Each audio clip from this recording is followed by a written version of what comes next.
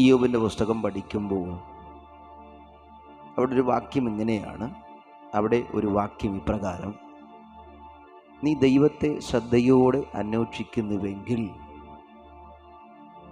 ഈ ദൈവത്തെ ശ്രദ്ധയോടെ അന്വേഷിക്കുന്നു എങ്കിൽ, ആ വാക്യം രണ്ട് വ്യക്തികളെ പ്രതിനിധീകരിച്ച് ഈ വാക്യം പ്രസ്താവിക്കുന്ന വ്യക്തി വിസ്തരിക്കുന്നതായി ഞാൻ മനസ്സിലാക്കുന്നു. ഒന്ന്, ദൈവത്തെ അന്വേഷിക്കുന്ന മനുഷ്യൻ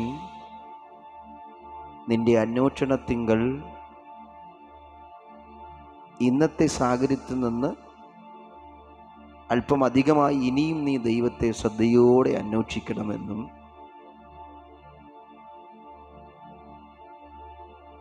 ദൈവത്തിൽ വിശ്വസിക്കുന്ന മനുഷ്യൻ ശരിയായ ദൈവത്തിങ്കലാകുന്നുവോ ആ മനുഷ്യൻ അന്വേഷിക്കുന്നതെന്നുള്ള ബോധ്യതയിൽ കൊടുത്തുകൊണ്ടും, ഒരു ദൈവങ്ങളിലും വിശ്വസിക്കാത്ത ഏതെങ്കിലും തത്വസംഹിതകളിൽ മാത്രം വിശ്വസിക്കുന്ന മനുഷ്യനോട്,